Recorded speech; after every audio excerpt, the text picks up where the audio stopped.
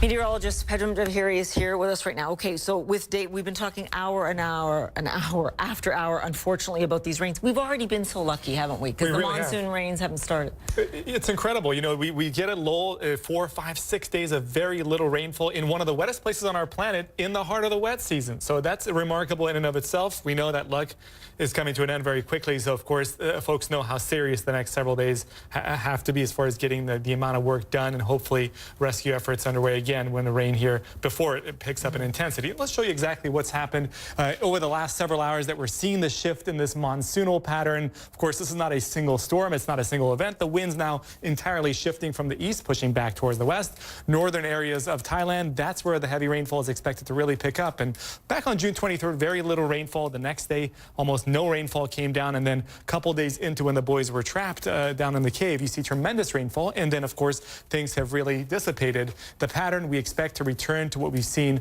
in those initial days when the boys were initially trapped there. And of course, the water filled the caves. And you notice each and every single afternoon over the next 3 afternoons, we get thunderstorms that develop. This is a telltale sign of the monsoons really taking shape. And the forecast brings just a couple of millimeters by this afternoon and this evening. Not a tremendous amount just yet. So really Monday becomes a key day as we go in towards Tuesday, say 11 a.m., noon, 1 p.m. Tuesday, and then through much of the afternoon, some heavy rainfall is certainly expected.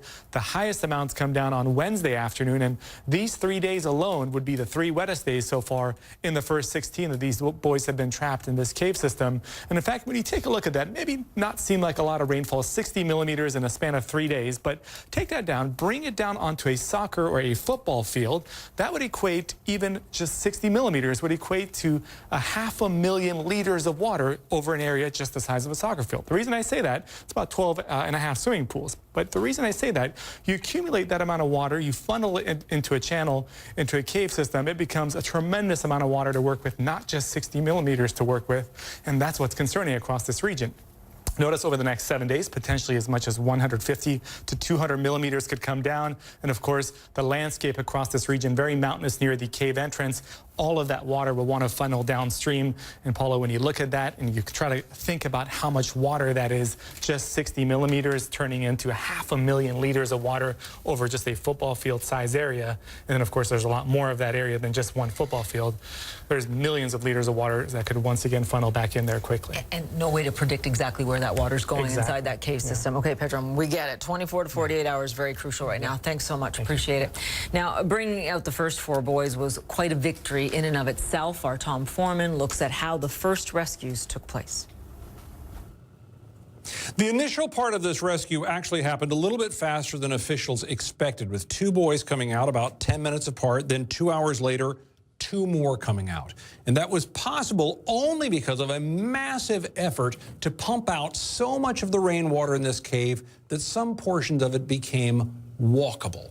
Now, other areas still remain completely submerged, and that's why these divers had to go in there and put these boys into full face masks. There were 18 skilled divers in the cave at this time, and as they brought them out, they used this configuration. A diver would go up front, tethered to the boy behind him, carrying the air supply for that boy behind him. They're all following a line, and then another diver would come there backing up the entire effort. How many parts of the cave do they have to do this? It's not really clear from the maps as we can see them so far. A lot of the cave clearly is still submerged, but we don't know what that means. By some accounts, it's a quarter of it, which would be around 1 kilometer, which is maybe 11 football fields that they had to go under, completely submerged with no vision, bad currents, cold. That's a huge ask for kids who've never even been in scuba gear, and yet they managed to get 4 of them from in there out here. And now they have to get the others.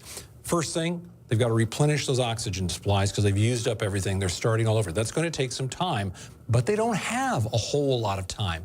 Look, all of the pumping effort has been aimed at the rain that collected from the time the boys disappeared. They've had a little lull in here, and now the monsoon rains are coming back in earnest. And that is giving an urgency to this effort beyond even what we have seen so far.